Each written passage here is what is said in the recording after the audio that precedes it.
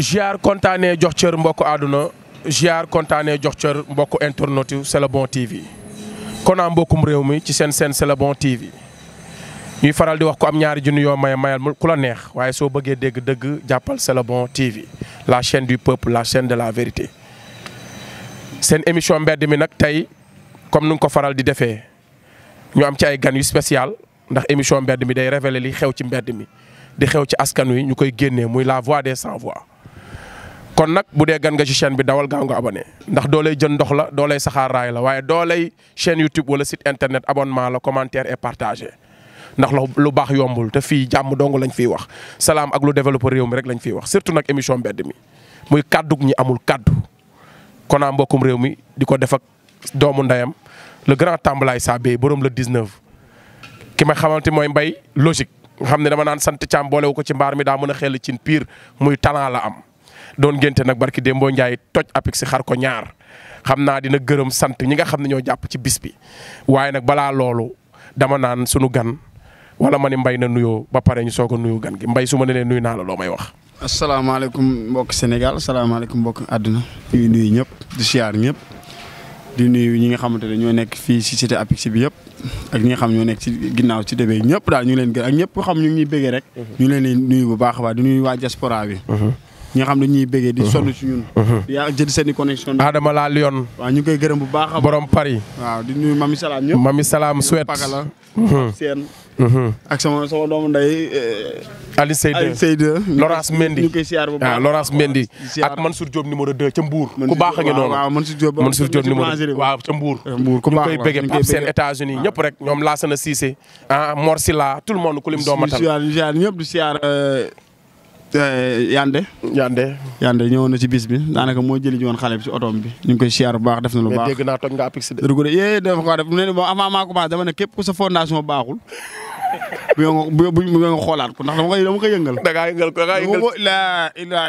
kon le 19 daal yëngal nga. le 19 yëngal naa parce que abi ñëpp xam nañu. dégg naa fee laa toll daal dégg bam góor gi Njaay ba mu ne góor gi Njaay bu tëngeej ba mu ne der dégg naa apix daa xar. waaw ba mu woowee lébu yi xam ne sama mbokk lébu yi juróom-ñaar fukki penc ak ñaar. ñëpp a ñëw. Njaay waa Kajoor kenn desul. ñëpp a ñëw. tey ba Amady Mbere.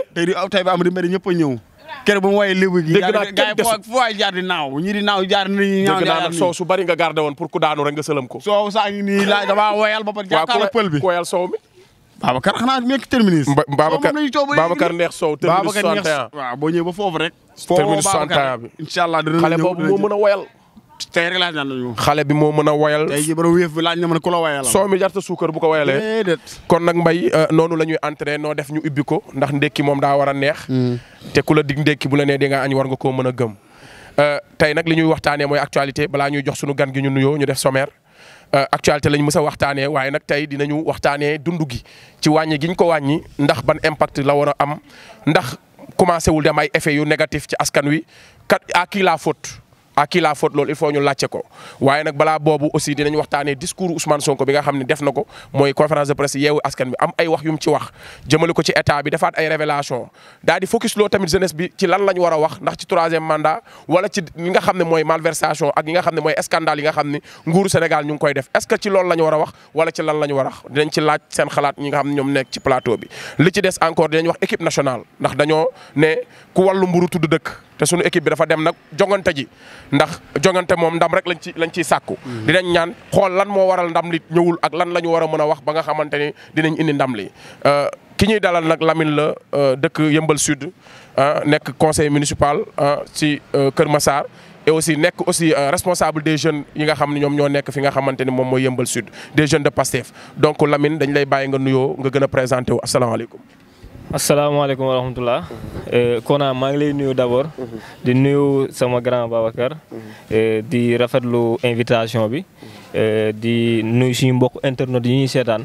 di leen wax ne rek tey ñoo ngi fii ci C'est le bon TV. le bon télé. donc xanaa rek di fas yéene waxtaan ak askan bi ci cadre actualité mais également ci li nga xam ne moo wundu problème wu réew mi mais également ci lu gën a xóot ci cadre bi nga xam ne mooy cadre actualité mooy coupe du monde bu ñu toll donc xam naa di nuyu ñëpp di siyaar ñëpp di bàyyi xam naa ñu dugg ci débat bi rek. jërëjëf Lamine ci présentation bu am solo bi donc il est jeune te damay faral di wax montre-moi quelle jeunesse tu as je te dirai quel peuple tu seras donc réew moom ay ndaw bu mënta compter ci ay ndawam rek réew moomu réew mu lompañ la Lamine dafa mel ni yéen waa Pastef Yeumbeul Sud dafa am lu ngeen di waajal mu mel ni da ngeen di waajal tàkkusaanu Pastef ngefe naa ngeen yàgg ko def ngir lépp rek ngeen développer seen zone ngir lan ngeen xool nu ngeen gën a massifier li nga xam ne mooy seen parti bi ngeen nekk loolu naka ngeen koy programmer ak ban date la ak naka lay demee. waaw merci Kona comme ni nga ko waxee Pastef Yeumbeul Sud dafa nekk ci département de Kër Massar mu nekk section communale boo xam ne dafa yàgg yëngu ci ay activités particulièrement la jeunesse patriotique bi nga xam ne tey ñoo ngi def ay activités yu bëree bëri ba ñu initier seen programme bi nga xam ne mooy programme Doggali mu nekk programme bu am solo ñu def see. Doggali lu ngeen di doggali. Dinañ doggali Macky Sall doggali système bi parce que système bi suñ ko waxee système bi dafa rëy mais xam naa loolu moom lu xóot la pour wax ci day laaj temps bu bëri mais damay wax ci benn cadre boo xam ne rek cadre bu am solo la muy cadre programme Pastef parce que lu ñu ñor mooy le projet de Pastef parce que instant bi dañ ne focus 2024. te focus 2024 dafay signifier lu bëree bëri moo tax bëgguñu di orienter ñenn ñi si yenn débat yoo xam ne ay débat yu périphérique la débat loo xam ne amul benn fula amul benn fayda moo tax ñun li ñu yittal mooy en tant que jeune mooy wan nit ñi yoon bi fal la te yoon bi mooy lan li Ousmane Sonko wone mooy focus 2024 bi moo waral tey Pastef Yeumbeul Sud jël initiative organiser takkusaanu Pastef mu nekk. takkusaan bi lan mooy thème bi ak lan mooy but bi maanaam lan ngeen ci jublu. waaw takkusaan bi li ñu ci jublu mooy dans le cadre de la massification parce que massification mooy yor parti. parce que ci olof. massification maanaam. mooy yaatal gën a ñoŋal parti bi nu muy doxee yokku mbooloo mi su ko defee nit ñi gën a adhéré wu jaay projet bi nit ñi gën a adhéré wu gëm projet bi parce que projet bi daanaka sénégalais yi xam nañ ko mais dafa am benn échantillon bu des boo xam ne war nañ gën a adhéré ci projet bi parce que projet bi dafa nekk loo xam ne mooy génnee sénégalais yi ci jafe-jafe yi ñu nekk. projet bi lan la. projet bi du dara lu dul woote yoonu dëgg. woote yoon boo xam ne dañuy génnee Sénégalais ci situation bu ñu nekk parce que tey suñu nee par exemple Sénégal bokk na ci réew yi gën a ndóol parmi les 25 pays les plus pauvres donc loolu lu doy waar la. parce que suñu nee Sénégal 2002 moom mooyoon Corée du Sud ambulance comme don tey Corée du Sud raw Sénégal kon loolu doon na lu doy waar. donc jàpp nañ ñun dañoo nekk ci benn retard boo xam ne war nañ ko rattraper donc projet Pastef tey ci lu mu indi ci domaine yu bari la ko indi ci secteur yu bari. n'est-ce pas soo jëlee lu mel ni ci cadre santé tey Sénégal koo gis mu feebar moo ngi ket ñoo ngi koy ketal di ko defal collecte parce que secteur de santé moo sooxe. éducation naka zaalika domaine agriculture tey nga xam ne tey waroon nañ jël agriculture. jël ko teg ko ci benn modèle boo xam ne tey mooy yokk emploi mooy yokk industrialisation su ko defee lépp li nga xam ne tey ñoo ngi koy bañ ñu mun koo transformer donc yu bëree bëri moo ngi ci cadre projet wu Pastef te mënuñu koo jeexal te nekk na loo xam ne tey sénégalais yi gis nañ ko gëm nañ ko bëgg nañ ko lenn rek mooy des mooy ñu concrétiser ko par focus bi nag dafa am lu bari loo xam ne da koy firndeel parce que démb Ousmane Sonko am lu mu wax ci discours am. maanaam waaw loolu dinañ ci ñëw. donc waral takkusaan bi ak naka ngeen koy organiser. waaw takkusaan bi deuxième édition la. incha allah samedi lañ koy def. ñu fas yéene ko. ngeen koy defee ñu ngi koy defee ak Yeumbeul Sud incha allah. place publique El Hadj Daouda Diop. mu nekk kilifa gu mag ci Yeumbeul Sud. mooy ci wetu jumaa ji ci wetu école bi noonu. foofu lañ koy defee incha allah mu nekk activité boo xam ñu ngi ci woo ñëpp tous les sympathisants et militants. parce que programme bi nu muy demee. programme bi nu muy journée la wala. non journée la après midi lay doon. à partir de 16h. lañ koy commencé dem ak moom ba 21h. lu programme bi di demee. programme bi dañ ciy développé benn thème bu am solo mooy l'engagement militant des mouvements politiques. maanaam ban taxawaay la militant bi war a am ban taxawaay ki nga xam ne moo ngi adhéré parti Pastef ban taxawaay la war a am. loolu daal lañ fay waxtaanee ñu ànd seeg suñu invité spécial muy Pape Aliou Sall mu nekk député de la diaspora muy def liggéey bu am solo ci diaspora bi mooy invité d'honneur bi ak yeneen député yoo xam ne ñu war nañ ñëw ku mel ni Guy Marius Sagna ku mel ni Cheikh Thioro Mbacké ku mel ni docteur Ismaïla Diallo ak ñeneen ñoo xam ne ay invité de taille la war a ñëw foofu noonu incha allah ñu def benn journée bu excellente pour waa Yeumbeul Sud yi. jërëjëf Lamine defe naa je pense que leer na kon gars yi bu ko kenn raté date bi le 26 la samedi fële ci Yeumbeul Sud jeunes yi nga xamante ni dañu jël seen destin en main ngir bëgg a redresser ce Sénégal parce que Sénégal vraiment soxla na jeunesse am te jeunesse am li mu mën a jàppalee réewam rek mooy joxe don de soi pour la patrie kon ci loolu ngeen nekk.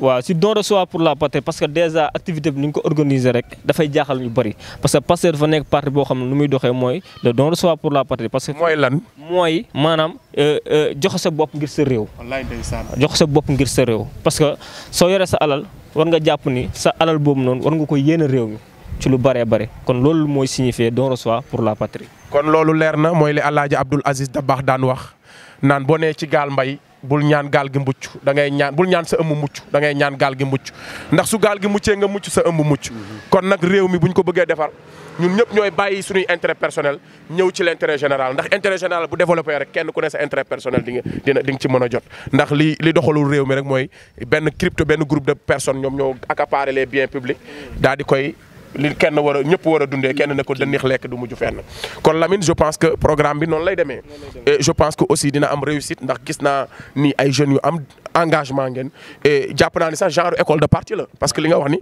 mooy jàngale militantisme mooy da ngeen bëgg a jàngale comment un militant doit se comporter. exactement loolu lañ fa bëgg a te loolu dafay dimbali sax certains jeunes ñu mu am orientation ci parti Pastef parce que soo xoolee détracteurs yi bëri ñoo xam ne bon ñoom yàq moo leen tax a jóg. parce que projet bi fu mu toll sénégalais yëpp gëm nañ ni projet bi jàpp nañ mooy génne Sénégal ci jafe-jafe yi nekk moo tax am na jeunes yoo xam ne bon jeunes yi ñoo gën a bëri ci parti bi mais soxla nañ plus de jeunes dans le parti ñu gëm politique xam ni politique cadre jaamukaay yàlla la pour ñu xamee ko noonu moo tax ñoo leen ciy woo tous les jeunes de Yeumbeul Sud tous les jeunes du département de Kër Massar ñoo ngi leen woo ci activité boobu ñu ñëw assister ko parce que activité bu am solo la. jërëjëf Lamine je pense que lépp leer na sa introduction am na solo te je pense que ñi lay déglu internet c'est le bon yëpp dinañ comprendre li nga fi nga bëgg a waxee en tout cas daal dama doon dégg Birame Souleye Diop di ko wax mu ne ci Pastef grade bi gën a fort mooy le grade de militant nee na grade boobu moo gën a fort ci seen parti mais damay dégg ngeen naan projet lu tax ngeen utiliser le mot projet parce que je pense que ni bu nekkee projet kon yéen visé wu leen ay personnes maanaam Pastef nekkul ay personnes maanaam projet la même bu nul n'est indispensable boobu même bu fa leader bi nekkul it projet bi dafay continuer dafa mel loolu laa ci mën a dégg. exactement pour war na ne rek c'est par exemple ki jiite projet bi nekkul nit personnalité moo am solo. mais projet bu mu yor moo am solo pour dire que la personnalité de Ousmane Sonko n'est pas important mais projet bi mu ngànk mu téye ko loolu moo am solo. kon yéen au lieu ngeen nekk ay complexe di gëm la personne comme ni ko politiciens yi def nga xam ne sa parti yow yaa koy moom li nga fa bëgg moo fay am xam nga sa numéro 2 bu commencé yëngal gën sax nga damm ay laafam yaay financé parti bi yaa jënd siège bi lépp loo bëgg lay am mais Pastef moom ñëpp ay militants lañ waaye dañu am projet jiital kenn ndax ñëpp mënuñu jiitu. xam nga loolu tey lu koy firnde tey suñu activité bii ñuy organiser amul benn nit moo ñëw jël ay moyens def ko ci activité bi. te du leader bi tamit moo joxe. tous les militants sympathisants ñoo jël ay moyens génnee ko du Ousmane Sonko moo jël xaalis jox les militants c'est un bien commun. kon Pastef c'est un bien commun. c'est une collectivité loolu mooy Pastef. loolu la uteeg yeneen parti parce que yeneen parti ay propriétaires. am naa benn xarit PDS la bokk moom dane maanaam bi kii génnee nii Birame Souleye. sorti Birame Souleye sorti bi parce que dafa juuma. man mi sax recadré naa ko. dafa def erreur de communication.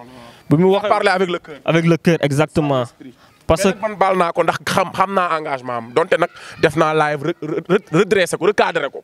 parce que tamit bu fekkee ñun dañu yor ay médias di dénoncer lu doxul ci réew mi bu Massamba juumee bokk ci côté pouvoir ñu wax ko bu Mademba juumee bokk ci côté bi ñuy féetalee xam nga sax déjà je ne suis pas un militant de parti mais comme projet bi man dama cee bokk centre ci sama bopp kon aajuwul sax may doon militant mën naa ci jàpp ci côté bi ma ko mënee ngir njariñu Sénégal ñun loolu la ñu jàppalee Ousmane Sonko mooy dañ koy jàppale ci côté bi ñu mënee ndax projet bi mu ñu jaay jàpp nañ ni moo gën ci Sénégal kon jaru sax ñuy dem di militer pour nekk ci Pastef mais mën nañ ko def comme nuñ ko bëggee moo tax bi Birame Souleye juumee ci communication am dama ko recadrer parce que moom moo ko wax ci làmmiñam Thiès ma toog mu ne grade bi gën a rëy ci Pastef mooy grade de militant kon moom mënul toog di xas ay militants jàpp naa ni c'est pas nekkul lu cohérent mais dama jàpp ni peut-être. xëy na lu muy rëccu la parce que après. le comprendre waaw il doit s'excuser par rapport. parce que yéen ñi ñëw ngeen fii sama kër jël si ma pour yóbbu ma ci. ba yóbbu la exactement ñun def nañ loolu. te ñu mu recevoir ñooñu ay jeunes influenceurs lañ. muy xas ñenn ci internet te ñooñu ñoo nekk si internet bi te jour boobu moo soxla woon ñooñu. donc encore une fois dañuy wane. loolu la ma kii wax sax mooy Amana Rasoul bu Tukulóor Ousmane Sonko. Tukulóor Ousmane Sonko Yëmbal Sud la dëkk mooy Yëmbal Sud. donc day wane ni Kona maanaam Pastef dafa am benn démocratie interne bu nekk si biir parti bi. démocratie interne boobu mooy permettre le militant mu exprimer wu comme ni mu ko neexee mais si benn anam maanaam mu am liberté d'expression. tey nu ñu jëlee réew mi en otage tey nu Macky Sall jëlee réew mi en otage. lu ko wax lu troisième mandat. ñu jàpp la ñu tëj la wala ñu dàq la. waaye Pastef moom da ngay wax li nga sànni. exactement Birame Souleye juumee li tax ma gën leen fonk bi Birame Souleye juumee attaqué jeunes yi nekk ci réseaux sociaux yi ba pare te bëgg a saxal cumul bi mais ay membres Pastef ñoo génn di ko tontu. exactement. man mii di wax ak yow dama def live te pourtant xamante nag man. man dama def post wane ni lii mu wax ni erreur la te moomul nit ñi. moomul nit ñi donc man mii di wax ak yow dama def live te pourtant sama nit la ay nitam dañ maa bëgg. invité ma Thiès mais dama ko xamal ni gaayan fii ngay waxee ñun déggewuñ la foofu nekkul dañ leen complexé. il faut que tamit ñoom leader yi ñu xam ne ñun complexé wuñ leen. projet bi lañ gëmuñu seen i personne ñoom buñ fi jógee tamit projet bi day continuer. dañuy wax ci kaw cumul bi. non cumul bi moom. on n'en disconvient même pas.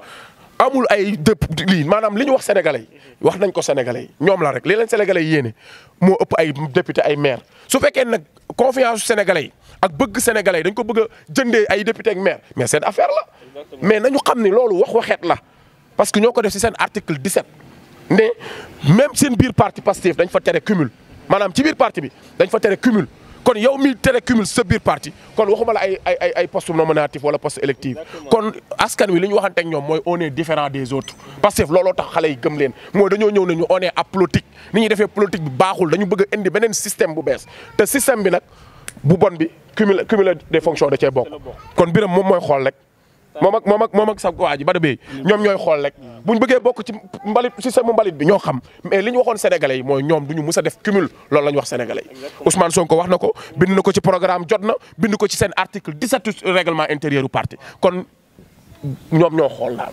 waaw kon nag Lamine tu as été très clair maa ngi nag ñëw ci mbay logique ci li nga xamante ni mbay mooy gis nañu suukar mu ngi commencé manqué gis nañu les denrées les premières nécessités mu ngi commencé di raar gis nañu askan wi aussi ñu ngi commencé am conflit suñu biir parce que ñiy jaay boutique yeeg ñun ñëpp benn bopp lañ te au départ dama waxoon ne Macky Sall est-ce que bëgguñoo jaxase suñu biir parce que moom réew mi stable dafa mel ni ñoru ko parce que dama jàpp ni à la veille de coupe du monde nga xam ne 2 mois 1 mois moo des coupe du monde ñëw mu changé ministre agitation am ci biir sport bi moo tax daal mesure bu mu mënti jël man damay tiit dama naan Macky mi est-ce que il est sérieux donc Babacar est-ce que gisoo ni saafara bu jur jàngoro la nar a doon.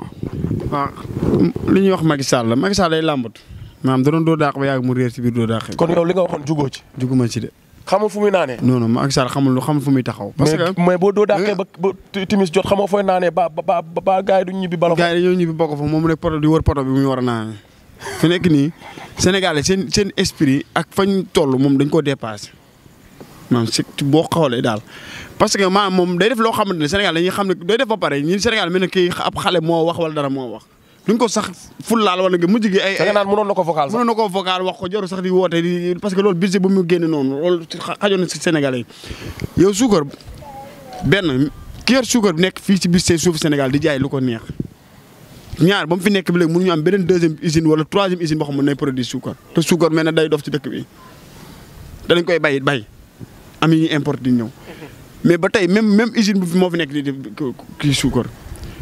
nga xam ne tey amul wujj bañ gi nga xam ne bañ na ko Sénégalais yi. kan bëgg Macky Sall bañ nga xam ne bëggu woowu Sénégalais yi. yéenewul Sénégalais yi ñu am lu baax bëggul Sénégal ñi naan lu sof suukar yéenewul Sénégal ñi lekk lu baax.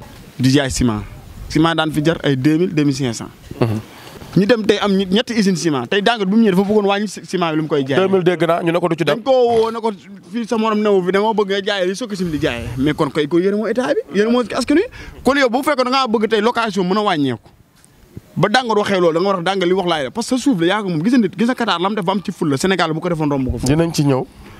parce que boo gisee ma laalaale si mooy fulla gi man maa moom suuf si yow yaa jógee bitim réew ñëw fii. mais Mbaye da nga investir xaaral ma ñëw dundu gu cher. si laay wax nga def ko sa biir suuf.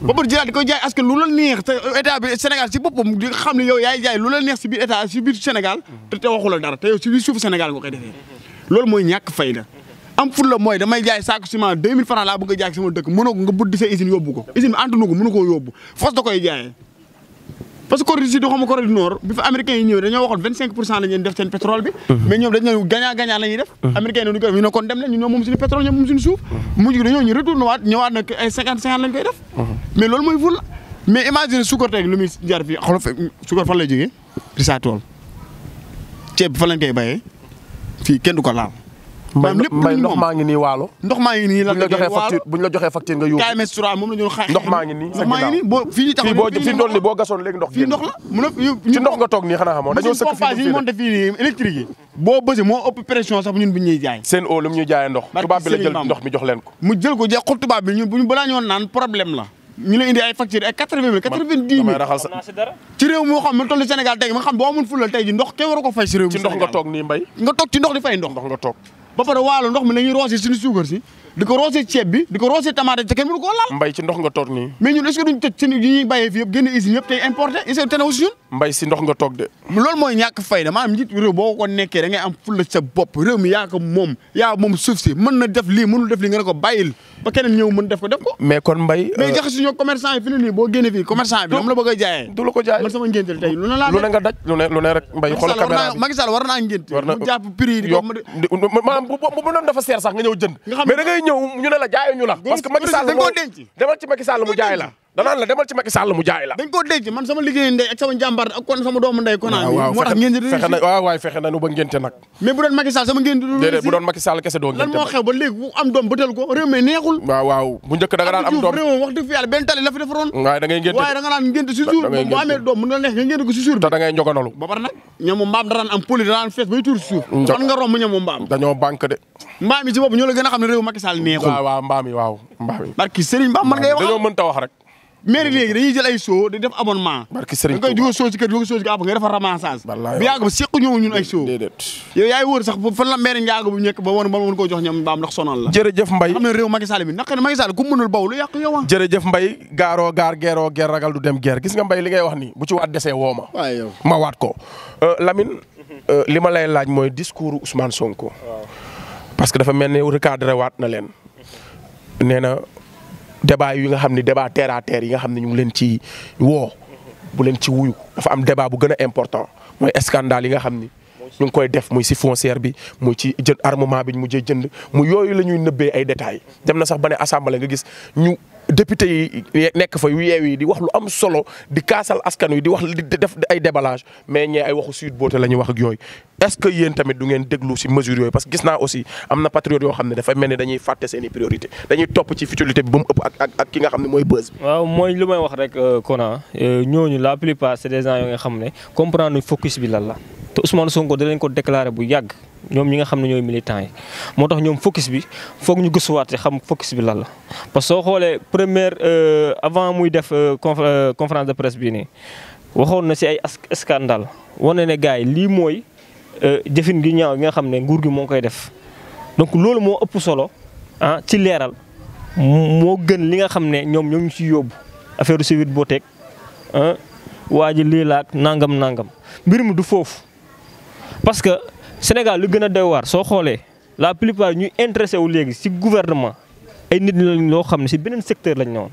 te ñoo ngi fiy dégg ay joueurs yoo xam ne ci ay scandale ku mel ni El Hadj Diouf ñoo ngi koy dégg ku mel ni El Hadj Diouf joueur ñoo ngi koy dégg ci scandale. Salif c'est un pays de scandale daal. Salif Diao ñoo ngi koy dégg ci scandale or que ñooñu ay anciens joueurs lañ ñooñu ñëpp ñoo leen dégg ci scandale mais ñooñu amuñu benn habilitation boo xam ne tey war nañ leen dégg ci cadre gouvernement.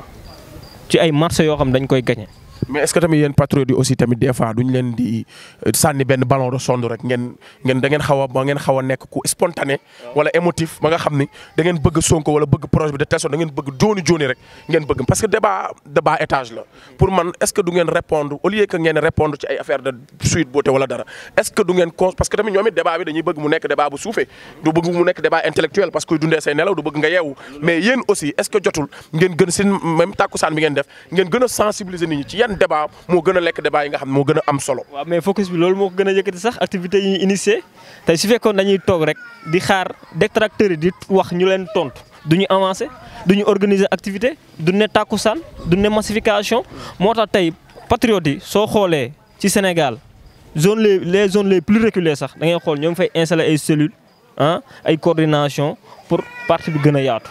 donc ñun ci loolu la ñuy dox mais ñi nga xam ne tey samay mbokk lañ mbokk patriote li gars yi wax rek ñu génn wax loolu jëmalewuñu kanam li pros wax loolu mooy mbir mi maanaam focus ci 2024 ñu dem sur le terrain enrôler les primo-votants boo yi nga xam ne amuñu carte ñu dem wëri leen utal leen carte ñu xaar 2024 parce que mbir mi fu mu toll nii du ay xeex ci ay tali mais xeex ak Macky Sall mooy yow doo présenté wu 3e mandat. nee na ko si tu es garçon daal taxawal rek nga wax ne da ngay dem 3e. moo ngi noonu. Sonko loolu la ko wax démb. loolu kase la. ba pare ne Pape Alé Niang li ngeen ko jàppee man wax naa ko yëkkati dossier bi teg ko ci kanamu procureur. kon jàpp Pape Alé. moo ngi noonu bàyyi ma may circuler. moo ngi noonu kon moo ngi noonu kon ça veut dire que moom moo nit intouchable la. parce que ñoom ñoo ko def intouchable. parce que li ñu jàppee Pape Alé. soo xoolee. Ousmane Sonko moo ngi koy wax de rapport la yor bu gendarmerie génn wax. ba pare teg ko ci table bi mu nekk loo xam ne ba pare lu si gën a garaaw ñoom ñoo génn ñu ne c'est un recel de document lañ koy toppee. léegi ku ko recel léegi ku ko recel. maanaam document boo xam ne dafa dëggu. ba pare mu recel ko léegi ku ko recel ba Pape Alé jot. loolu nag la ñu war a leeral. te encore une fois émission baa ngi xëcc jëm ci jeex ndax 30 minutes la ñu am dañ koy bëgg a yemale ci 30 minutes ba tey yéen a seen émission mbedd mi kon a mbokkum réew mu feggoog Mbaye Logique tey ñu am gan gu am spécial muy ki nga xamante ni mooy Lamine bu Pastef Sud Yeumbeul Sud Mbaye li ma lay laaj mooy équipe nationale yaay Aliou Cissé match ak Qatar. waaw li yaay Aliou Cissé avant match ak Qatar sax yaay Aliou Cissé Hollande arbitre sifflé na bu doon yow la. waaw xam nga ku ne am nga sañ-sañ. wax li nga xalaat. doon jox ñu la équipe bi. man aw ma fa salaire liggéeyu ma fédération. mais nag c'est que sénégalais laa. te am naa lu may yëg ci équipe bi. ndax su ma ko yëguloon du ma jaral loolu. mais nag Aliou Cissé def na li nga xam lu xam-xamam jox mais ñun am na lu ñu xalaat. donc def na ay njuumte te mais nag nit matul. ci classement la wala ci sélection bi wala ci système de jeu bi. non ci sélection même ci sélection bi am na benn côté bu mu ci juumee. mooy kii remplace Sadio Mané. ki dëkk doon football FC Teungueth te nekk ci dëkk africain yi te dugal bii bu dàq ci bii te xam ne fan dernière journée dafa doublé.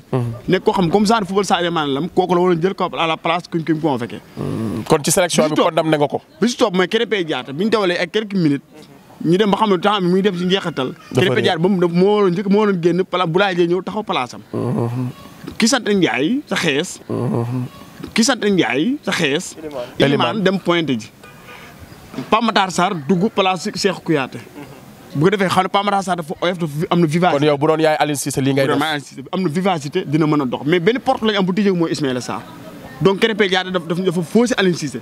bal bi du daw da ngay topp naan à tout moment dinaa dugal déedéet da ngay Krépin doxul da nga koy génn xaar parce que 16 millions ñoo nekk sa ginnaaw di la xaar. Mbaye match Hollande dóor na la 2 wax nga njuum tey ci Aliou Cissé juum selon toi yaa Qatar. maa Qatar. parce que tu es obligé de am 2 victoires. Boulaye Dia su fekkee Diallo mënut a ñëw Diallo bu fekkee mënoo ñëw damay jël ki nga xam ne moo fool keroog mooy Jacob Diallo. Abdou Diallo dafa gaañ. bu mënul ñëw. Jacob mais Jacob il a fait un très bon entrée ah. moo tax ma delloo ko place parce que il est physique te bëgg na su ma ñëwee si milieu terrain bi damay indi Gana Gueye. Gana ngay indi. waaw damay indi Gana comme il faut mu am milieu récupérateur parce que comme Pape Matar Sarr day ñëw Nampalys dafa passé côté. damay indi Pape mun naa indi. Nampalys pourtant mu ngi doon marqué de. waaw moom football na mais dafa am football rek mooy marqué ak. kii déedéet dafa am football dafa nekk devant. mais moom yàq la gën a mën mais pas nii non mënuñu am ñaar ci ay intervalle lay ñett ñuy yàq lañ teg.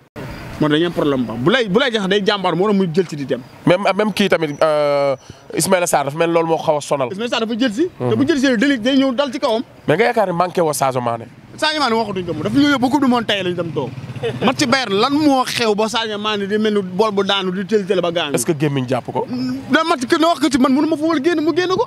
mais est-ce que cat jàpp ko laa. non laa mañ tam mën na see nekk parce que Sadio mais yow ni ko Qatar doon xaare wax ma la Hollande képp 5 défenseurs la teg te Sadio Mané ñëwul kon Sadio Mané bu ñëw nag est-ce que Hollande du teg ñëpp défense dañ koy dóor ba toj ci kawam ndax lu mu gàtt ñoo ko tir cadré te 5 défenseurs yoo xam meilleur défenseur du monde la teg kon tey mais su ma ne ko analysé Pape Matar Sarr day football Iliman Ndiaye day football wala boog waa ji booy bi nekk Villarreal ma pointeloo parce que ñoom ñaar ku si démarré baax. rakku Saliou Ciss bi nag.